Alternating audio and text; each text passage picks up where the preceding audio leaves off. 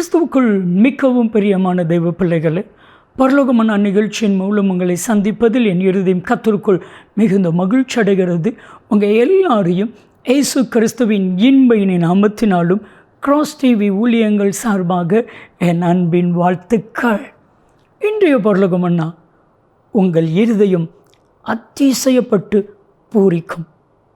என் அன்பு தெய்வ பிள்ளைகளே, இன்றைக்கு நம்முடைய இருதயம் வேதனைப்பட்டு கலங்குகிறது. நம்முடைய இருதயத்தில் சொல்ல முடியாத வேதனைகள்.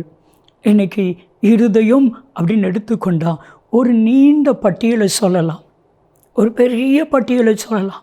உடைக்கப்பட்ட இருதயம், கலங்கின இருதயம், வேதனை நிறைந்த இருதயம், துக்கம் உடைய இருதயம், பிழியப்பட்ட இருதயம், நொறுக்கப்பட்ட இருதயம், சொல்லிக்கிட்டே போகலாம், ஒரு பெரிய நீல பட்டியல்.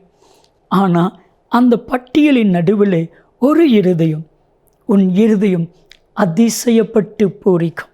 வேதம் சொல்லுது, ஏசாயா 60:5 நீங்கள் வாஸ்து பார்த்தா உன் இருதயம் அதிசயப்பட்டு பூரிக்கும். நம்முடைய இருதயம் எப்போ அதிசயப்பட்டு பூரிக்கும் அப்படின்னா, நம்ம எதிர்பார்த்த காரியம் நடக்கும் பொழுது, நினச்சே பார்க்க முடியாத காரியம் நடக்கும் பொழுது, நம்முடைய இருதயத்தை சந்தோஷப்படுத்துகிற காரியம் நடக்கும் பொழுது, இது நடக்க போகுது. நீங்கள் நினச்ச காரியம் நடக்க போகுது, எதிர்பார்த்த காரியம் நடக்க போகுது, எதிர்பாராத பெரிய பெரிய காரியம் நடக்க போகுது. உங்கள் இருதயம் அதிசயப்பட்டு பூரிக்கும்.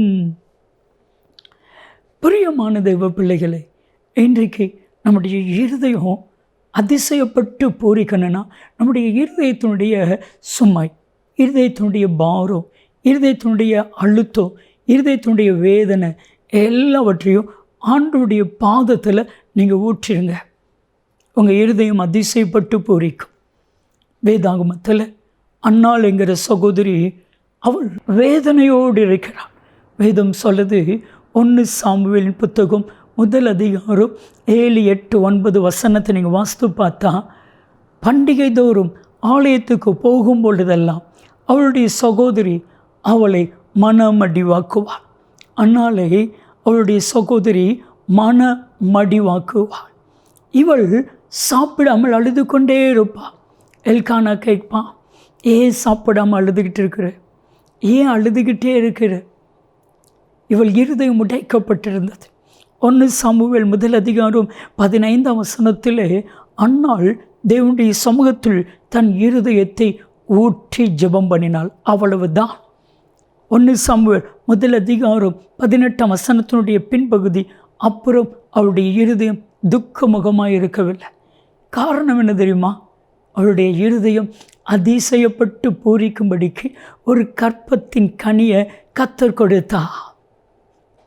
இப்போ அன்னாளுடைய சகோதரி மனவேதனைப்படுத்தினால இப்போ அவன் மனவேதனைப்பட ஆரம்பிச்சிட்டான்.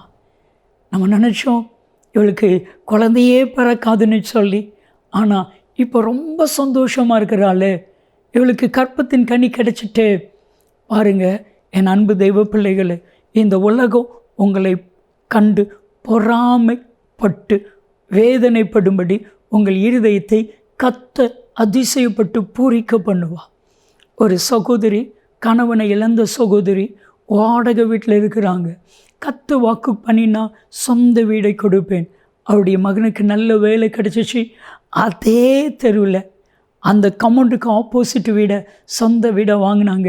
அந்த கமௌண்டில் வாடகைக்கு இருந்தவங்கெல்லாம் ஆச்சரியப்பட்டாங்க. அவங்க சொன்னாங்க, இது இயேசுவை தேடினால இந்த ஆசீர்வாதம். என் அன்பு தெய்வ பிள்ளைகளை, உங்கள் இருதயம் அதிசயப்பட்டு பூரிக்கும். ஜெபிக்கலாமா? அன்பின் தகப்பனே, இவர்களுடைய இருதயத்தை அதிசயப்பட்டு பூரிக்கும்படி செய்யும். இயேசுவின் நாமத்தில் ஜெபிக்கிறோம் ஜீவனுள்ள பிதாவே, ஆமென், ஆமென். நன்மையும் கிருபையும் ஆசீர்வாதங்களும் நிச்சயமாக உங்களை தொடரும்.